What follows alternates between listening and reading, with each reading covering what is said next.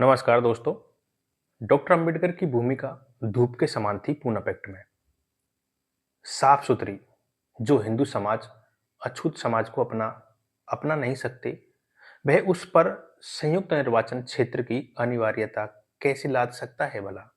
यह विचार डॉक्टर अंबेडकर के मन में कौन रहा था। सभी हिंदू नेताओं ने बिरला हाउस में बैठकर विचार विमर्श किया। क्या किया? वहां बे सप्रू ने आरक्षित स्थानों के लिए विशेष चुनाव पद्धति का सुझाव दिया, जिसमें प्राथमिक एवं निर्णायक दो भाग थे। इस पद्धति में अस्पृश्य वर्ग के मतदाताओं को हर एक सुरक्षित स्थान के लिए कम से कम 3 प्रतिनिधि का चुनाव करना तथा संयुक्त निर्वाचन क्षेत्र में इन तीनों में से किसी एक का चुनाव करना सुझाया गया था। इस सुझाव के बारे में अपने सहयोगियों से परामर्श लेने के लिए डॉक्टर अंबेडकर चल दिए। रात को वे लौट कर आए और अपनी स्वयं की एक योजना अधिवेशन के सामने रखी। उन्होंने इसमें बताया कि प्राथमिक चुनाव को सिद्धांत स्वीकार किया जाए। जो प्राथमिक चुनाव का सिद्धांत है उसको स्वीकार किया जाए। सांप्रदायिक निर्णय में अस्पृश्यों को जो आरक्षित स्थान दिए गए हैं उससे ज्यादा स्थान दिए जाएं। केंद्रीय विधिमंडल में जनसंख्या के अनुपात में अस्पृश्यों को स्थान दिए जाएं। डॉक्टर अंबेडकर के इस सुझाव को नेताओं ने मान लिया। जयकर, सप्रू, बिरला, राजगोपालाचारी, डॉक्टर राजेंद्र प्रसाद उसी रात पूना पहुंच गए। बुधवार 21 सितंबर 1932 को सुबह गांधी जी से यरप्ता जेल में इन नेताओं की बातचीत हुई। गांधी जी ने विचारों के बाद में निर्णय देने की बात कही। उसी समय डॉक्टर अंबेडकर को भी पूना पहुंचने के लिए संदेश भेज दिया गया। गुरुवार को सुबह वे पूना पहुंच गए। उन्होंने नेशनल होटल में विश्राम किया। गांधी जी ने बताया कि अछूत वर्ग की सभी सीटों पर प्राथमिक पद्धति लागू की जाए। ये बात डॉक्टर अंबेडकर ने स्वीकार कर दी। डॉक्टर अंबेडकर ने स्पष्ट रूप से कहा है कि मैं ब्रिटिश प्रधानमंत्री को तब तक पृथक निर्वाचन के क्षेत्र रद्द करने के लिए तार नहीं करूंगा, यानी लेटर नहीं भेजूंगा, जब तक मेरे पास कोई दूसरी योजना प्रस्तुत नहीं की जाती।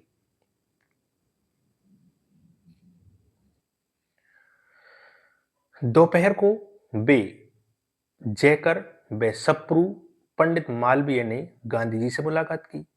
पी बालू और सी राजा भी मिले। सभी लोग कुछ कर में थे। दूसरी ओर डॉक्टर अंबेडकर को जान से मार डालने की लहर जम रही, क्योंकि डॉक्टर अंबेडकर झुकने का नाम नहीं ले रहे थे और अपनी मांगों पर अड़िग थे, जो ब्रिटेन सरकार ने उनको दे दी थी। इंदिरा नेहरू महात्मा जी से मिलने के लिए यरप्ता जेल के बाहर इंतजार कर रही थी। देहरादून कारावास से पंडित नेहरू ने लेटर भेजकर कहा था कि सोशल की जगह जो त्याग वे किए गए त्याग से बड़ा कोई त्याग नहीं है, इन्हें उनका अधिकार दे देने चाहिए। अछूतों की स्वतंत्रता से ही स्वतंत्रता का मूल्यांकन होगा।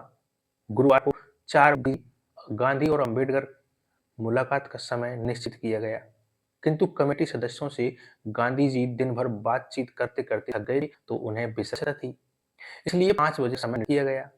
मिस्टर गांधी एक आम के नीचे खुली जगह में खाट बिछाकर लेटे हुए थे। उनके पास उनके कुछ शिष्य थे, महादेव भाई देसाई, वल्लभ भाई पटेल, राजाराम बिरला, सरोनीलाल में जो कि आसपास बैठे हुए थे। खटिया के पास नमक, सोडा और पानी बोतलें रखी। आम गांधी जैसे महात्मा के आगे अपनी भूमिका छोड़कर बर्फ के समान पिघल जाएंगे, ऐसा सभी सोच रहे थे। गांधी जी का हाथ पिघल जाएंगे, अम्बेडकर ऐसा वो अंदाजा लगा रहे थे। अम्बेडकर का चित्त बिल्कुल स्थिर था, मन में शांति थी, हृदय में धैर्य था। मिस्टर गांधी की जो स्थिति थी देखकर उनके हृदय में करुणा भाव जाग उठा था, लेकिन अस्पृश्यों की युगों युगों की वेदनाओं का मूल्य गांधी जी अनशन से ज्यादा मूल्यवान है, यह बात उनका अंतःकरण पुकार पुकार कह रहा था। सर्व ने इससे पहले चर्चाओं का विवरण गांधी सामने रख दिया। मालवीय ने हिंदुओं की भूमिका रखी। डॉक्टर अंबेडकर ने गांधी जी से कहा, महात्मा जी, आप हम पर बहुत अन्याय कर रहे हैं। मेरा दुर्भाग्य है कि मैं अन्यायी ऐसा दिखाई देने का मुझ पर आरोप लगाया गया है। मेरे पास इसका कोई इलाज है नहीं। गांधी जी को पुनः सभी परिस्थिति से अवगत करा दिया गया और अपना मत भी व्यक्त कर दिया गया। डॉक्टर अम्बेडकर ने अपना मत बता दिया। गांधी जी ने डॉक्टर अम्बेडकर की बात में फैक्ट है। डॉक्टर अम्बेडकर ने कहा के साथ मेरी अनुमति है। डॉक्टर आपने जो कहा है उससे मैं भी सहमत हूँ, किंतु आपने कहा कि मेरा जीवन रहेगा आपके लिए उपयोग है, उपयोगी है। मैं जीवित रहने का रहूं तो आपके लिए मैं उपयोगी हो सकता हूँ। डॉक्टर अम्बेडकर ने हाँ महात्मा जी, आपने यदि अपना जीवन अछूत वर्ग के हित में समर्पित कर दिया तो आप हमारे वीर महापुरुष होंगे, वीर पुरुष होंगे। इस पर गांधी जी ने कहा, ठीक है, मेरे प्राणों को बचाने का उपाय आप जानते ही हैं, तो फिर उस प्रकार का काम करके मेरा जीवन बचाइए। सांप्रदायिक निर्णय द्वारा आपके लोगों को जो अधिकार मिले हैं ना, वे आप छोड़ने के लिए तैयार नहीं। यह मानता हूं आपके द्वारा सुझाई गई पैनल पद्धति मुझे स्वीकार है। वह पैनल पद्धति आपके सभी आरक्षित स्थानों पर, रिजर्वित स्थानों पर लागू करने की मेरी मांग कीजिए। आप जन्म से अछूत हैं तो मैं मन से अछूत हूं। आप हम सब एक हैं, भिन्न और अविभाज्य हैं। हिंदू समाज के होने वाले विघटन को टालने के लिए मैं अपने प्राण देने को तैयार हूं। डॉक्टर अम्बेडकर ने गांधी जी की सूचना स्वीकार की। गांधी जी के साथ वार्तालाप समाप्त हुआ और दूसरे नेताओं ने आपस में विचार विमर्श करना प्रारंभ कर दिया। पद्धति है, कितने उम्मीदवार होंगे, प्रत्येक प्रांत में कितने स्थान अछूतों के लिए आरक्षित रखे जाएंगे, प्राथमिक चुनाव की पद्धति कितने वर्ष तक जारी रहेगी, सुरक्षित सीटों को कितने वर्ष तक जारी रखा जाएगा और अधिकारों के पदों का वितरण कैसे किया जाएगा। ये तमाम तरह के अधिकारों पर बात होने लगी। ये थी गुरुवार की बात। शुक्रवार को क्या हुआ, 23 सितंबर को फिर से नेताओं में वाद विवाद शुरू हुआ। पैनल में कितने उम्मीदवार होने चाहिए, बस यही बात विवाद का विषय था। डॉक्टर अम्बेडकर कह रहे थे कि सभी प्रांतों के विधान मंडलों में 197 होने चाहिए, परंतु उन्हें 126 स्थानों के लिए मनाया जा रहा था। 10 घंटे तक चर्चा चली लंबी। नेताओं ने गांधी जी से दोबारा परामर्श किया। बहुत बात गांधी जी को स्वीकार हुई, किंतु प्राथमिक चुनाव पद्धति कितने साल तक जारी रही और सुरक्षित स्थान कितने वर्षों के बाद समाप्त किए जाएंगे, इसके बारे में समझौता नहीं हो रहा था। दरअसल आज कहते हैं कि 10 साल की रहती है सीट और उसके बाद परिसीमन होता है, तो उस बात पर वहां लेकर विरोध हो रहा था। सुझाव था कि चुनाव पद्धति को 10 वर्षों तक एवं आरक्षित स्थान 15 वर्षों तक रखे जाएं और बाद में उसे निरंतर रखना है या नहीं, इस पर अस्पृश्यों की सहमति ली जाए। उन्होंने कहा था कि आगामी 20 सालों तक अस्पृश्य समाप्ति हो जाएगी, यानी छुआछूत मिट जाएगी। इस बात पर उनका विश्वास नहीं है, किंतु सिर पर टंगी हुई तलवार के भय से सवर्ण हिंदुओं को अछूतों के बारे में, अस्पृश्यों के बारे में अपनी निर्दयी कलंकित दृष्टि और कृति कर्मों में कहते हैं ना, करने और कर्म में अंतर रखना पड़ेगा। कहते कुछ है और करते कुछ है। सवर्ण अछूतों के लिए शाम को 4 बजे खबर पहुंची, गांधी जी की हालत खतरे से बाहर नहीं है। देवदास गांधी जी ने अम्बेडकर से आंखों में आंसू भरे हुए कहा, मेरे पिताजी का स्वास्थ्य बहुत ही चिंताजनक है, अतः आप जनमत का आग्रह स्वीकार कर समझौते पर हस्ताक्षर करने में और देर मत कीजिए। सभी नेता गांधी जी को देखने गए। जनमत के सिद्धांत पर गांधी जी की सहमति थी, किंतु वे उसके लिए 5 वर्ष का समय निर्धारित करना चाहते थे। अनशन से उनका स्वर धीमा पड़ रहा था। गांधी डॉक्टर अम्बेडकर भी कुछ शर्तों पर अड़े थे। कुछ नेता डॉक्टर अम्बेडकर पर कठोर शब्द का उपयोग कर रहे थे, बुरा भला कह रहे थे, मन ही मन गाली गलौच दे रहे थे। शुक्रवार की रात कत्ल की रात थी। शनिवार को सुबह फिर से चर्चाओं का दौर चला। राज्य विधानमंडल में 148 सीट और केंद्रीय विधानमंडल सभा में अछूतों की कुल सीटों की 10% आरक्षित रखना तय हुआ।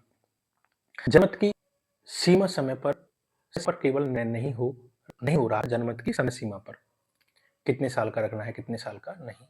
गांधी जी से एक बार फिर डॉक्टर अम्बेडकर ने मुलाकात की, साथ में डॉक्टर सोलंकी भी थे। गांधी जनमत हेतु 5 साल का समय निर्धारित करने का अपना अंतिम निर्णय दिया गया। उन्होंने या तो 5 वर्ष में जनमत कराओ या मेरी जान ले लो। यानी या तो 5 साल में चुनाव कराओ या फिर मेरी जान ले लो। यह सुनकर डॉक्टर अंबेडकर वापस आ गए। उन्होंने सोचा कि एक महात्मा की मृत्यु से प्राण चले जाएं, इससे बेहतर है कि दलितों के प्राण की रक्षा की जाए। यह निश्चित किया गया कि जनमत की समय सीमा का निर्देश न कर समझौता किया जाए। दोपहर 3 बजे गांधी जी को राजगोपालाचारी ने समझौते की शर्तों से अवगत कराया और अनुमति ले ली। पूना के शिवलाल लाल के बंगले में गांधी जी की सहमति की तालियां बजाकर स्वागत किया गया। समझौता पत्र तैयार किया गया। शाम को 5 बजे चाय के साथ तूफान शांत हो गया। कुछ बातें मान ली गई, कुछ बातें नहीं मानी गई। इस समझौते को इतिहास में पूना पैक्ट के नाम से स्थान मिला। इस पर अस्पृश्यों के प्रतिनिधि के रूप में डॉक्टर अंबेडकर ने और सवर्ण हिंदुओं के प्रतिनिधि में मदन मोहन मालवीय ने हस्ताक्षर। आपको खास बात ये बता देते हैं कि पूना पैक्ट गांधी और अंबेडकर के बीच में था, लेकिन गांधी जी के उस पर हस्ताक्षर नहीं थे और ये भी नहीं। दूसरे हस्ताक्षरों में Jayakar, बसप्रू, Ghanshyam Das Birla, Raghavachari, doctor Rajendra Prasad, Srinivas, PN राजभोस, Srinivasan, P बालू, गबई ठक्कर, बप्पा, डॉक्टर सोलंकी, बखले, एमसी राजा, बी मेहता और कामत थी। मुंबई में हाजिर किए थे वो शंकर लाल बंकर जी, जी के देवधर, राम प्रसाद बिस्मिल, राम प्रसाद बिरला, गोविंद मालवीय, विश्वास देवीदास गांधी, देवीदास जाटव, राजगोपालाचारी और डॉक्टर अंबेडकर द्वारा हस्ताक्षर करने के बाद एक दूसरे को अपनी कलम भेंट करते हैं। भेंट की थी दोनों ने। लेटर द्वारा इस संधि की शर्तों के बारे में ब्रिटिश मंत्रिमंडल में सूचित कर दिया गया। बंबई में राज्यपाल के सचिव को दोनों पक्षों के नेताओं ने मिलकर जानकारी दी। सभी नेता 25 सितंबर बंबई लौट आए। दोपहर 2 बजे इंडियन मर्चेंट चैम्बर के सभागृह में सभा हुई। मथुरादास वासन जी ने समझौते से प्रस्ताव रखा, जिसे ने अनुमति किया। पंडित मालवीय ने अपने भाषण किसी को जन्म से अछूत नहीं माना करनी चाहिए। अपने भाषण की पर उन्हें अधिकारों के उनके द्वारा किए गए तथा डॉक्टर अंबेडकर को देश का भावी तेजस्वी नेता निरूपित किया गया। डॉक्टर अंबेडकर ने में कहा, कल की घटना कल्पना में भी नहीं सोची थी कि ऐसा होगा। सपने में भी नहीं सोचा होगा हमने। ऐसा भी होगा ये नहीं सोचा था हमने। का विवाद और चर्चा बाद हमने ये अंतिम निर्णय लिया है। ऐसी भयावह, दोहरी, कठिन परिस्थितियां मेरे अलावा अन्य किसी के जीवन में कभी नहीं आई होगी। एक और भारतीय समाज की रक्षा करना तथा दूसरी ओर भारतीय श्रेष्ठ व्यक्ति की प्राण की रक्षा करना, यानी गांधी जी के। इन दोनों कर्तव्यों में से किसे पूरा करूं, इसका फैसला करना मेरे लिए बहुत कठिन था।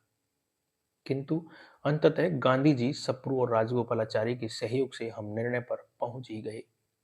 ऐसा समझौता इसकी पहल गांधी जी ने सम्मेलन के समय करने की इच्छा क्यों नहीं की? यदि गांधी जी उसी समय मेरे सुझाव को मान लिया होता, गांधी जी ने कठिन परिस्थिति का उन्हें सामना नहीं करना पड़ता। डॉक्टर अंबेडकर ने इसे अति पवित्र पैक्ट समझौता बताया है और उसके पालन के लिए अस्पृश्य वर्ग से अनुरोध भी किया। 26 सितंबर को ब्रिटिश मंत्रिमंडल की अनुशंसा पर इस समझौते को लोकसभा द्वारा मान्यता मिल गई। उसी दिन दिल्ली अधिवेशन में हिंदू महासभा ने भी मान्यता दे दी। इस पैक्ट से डॉक्टर अंबेडकर अस्पृश्यों के मसीहा बन गए। जो समाचार पत्र अंबेडकर पर गालियों की बौछार कर रहे थे, अब भी उनकी तारीफ आने लगी। पूरे देश में गांधी और डॉक्टर अंबेडकर के संघर्ष का चर्चा होने लगी और पूना पैक्ट ने दोनों नेताओं को अपनी प्रतिभा प्रकाशन करने का अवसर दिया। अस्पृश्य समाज ने अलग निर्वाचन क्षेत्र का अधिकार खोया, लेकिन आरक्षित सीटों को प्राप्त कर लिया। पूना पैक्ट ने डॉक्टर अंबेडकर को आधुनिक बौद्ध श्रेणी में स्थान दिया। जीवनदान बोधिसत्व की 10 परिमिताओं में से एक है। डॉक्टर अंबेडकर गांधी को जीवनदान देकर पुण्य भाग बन गए। अछूत समाज खुश था क्योंकि डॉक्टर अंबेडकर खलनायक से नायक बन गए। पूना समझौते की शर्तें अलग अलग की थी। अलग अलग राज्य में सीटें आरक्षित कर दी गई। निर्वाचन क्षेत्र से अस्पृश्यों के लिए प्रांतीय विधानमंडल में 73 अलग मद्रास में 30 सीट रिजर्व थी, मुंबई में रिजर्व, बंगाल में सीटें रिजर्व, पंजाब सिर्फ, संयुक्त प्रांत में सीटें, मध्य प्रदेश में 20, 787 सीटें थी, उनमें से आरक्षित थी 45 सीट। स्थानीय चुनाव 7 निर्वाचन क्षेत्र होगा। तो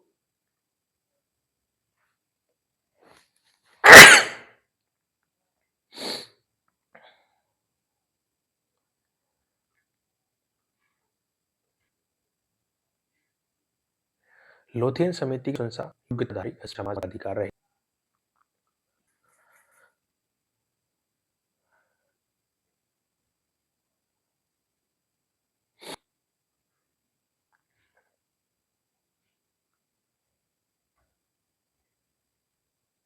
वोट का अधिकार मिल गया छूतों को और 18 वर्ष के होते ही वोट डाल सकते हैं। प्रत्येक राज्य में एजुकेशन के लिए निर्धारित राशि, कुछ अलग राशि अछूत समाज के लिए अलग से।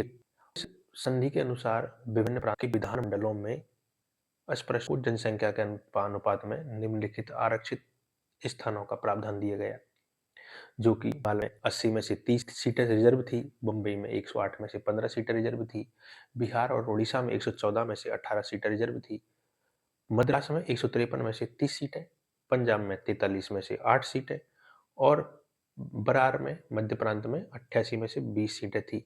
बाकी अलग अलग में से टोटल 787 सीट थी, उनमें से रिजर्व सीट थी 148 एससी के एसटी की।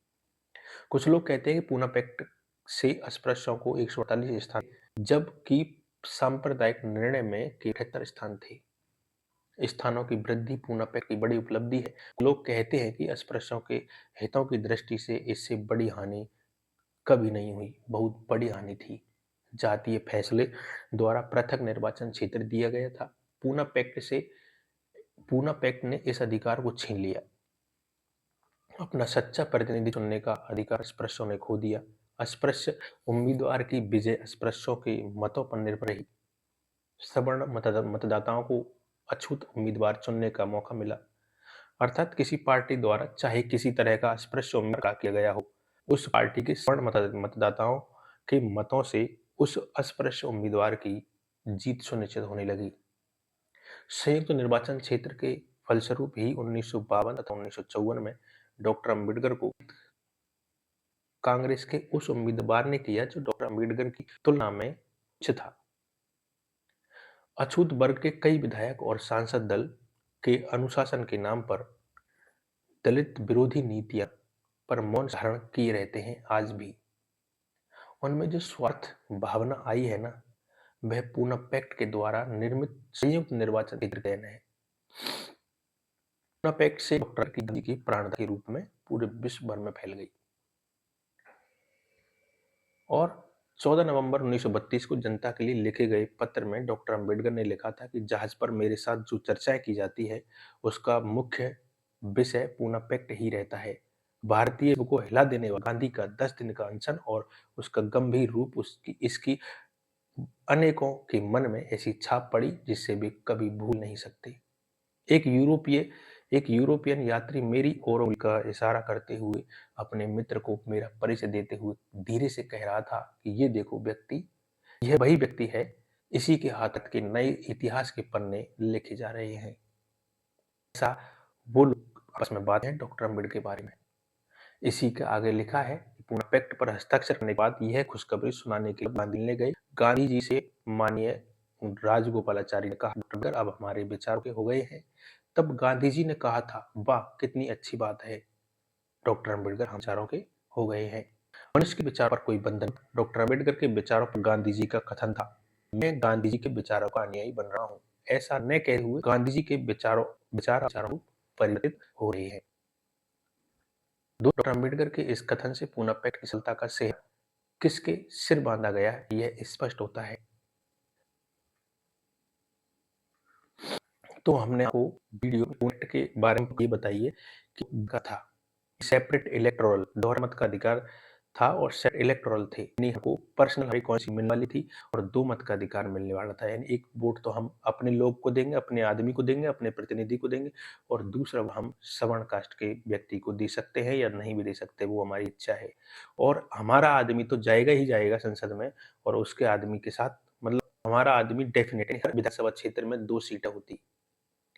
हर विधानसभा सीट में अब जैसे आजकल एक है रिज़र्व सीटें होती है, कई जगह पे एससी की रिज़र्व सीट है, एससी सीट कई जगह पर जनरल सीट आती है, तो जनरल सीट पर भी हम चुनाव लड़ सकते हैं और रिज़र्व सीट पर तो हम लड़ते ही लड़ते हैं। लेकिन सेपरेट इलेक्टोरल के दौरान ये तहत ये सुविधा थी कि हम 2 व्यक्ति खड़े हो सकते हैं, मतलब 2 व्यक्ति खड़े होंगे उस विधानसभा क्षेत्र से। एक तो हमारा पर्सनल रिज़र्व सीट रहेगी और एक जनरल सीट रहती। तो हमें 2 मत का अधिकार यानी दोनों को वोट देने का हमारा अधिकार मिल मिल जाता। तो पूर्णा पैक्ट के दौरान ये 2 अधिकार जो है सेपरेट इलेक्टोरल को छोड़ना पड़ा और रिज़र्वेशन सीट यानी रिज़र्व सीट मिली और कुछ चीज़ों को जैसे आपको बताया कि 787 सीट है, उनमें से 138 रिज़र्व सीट है।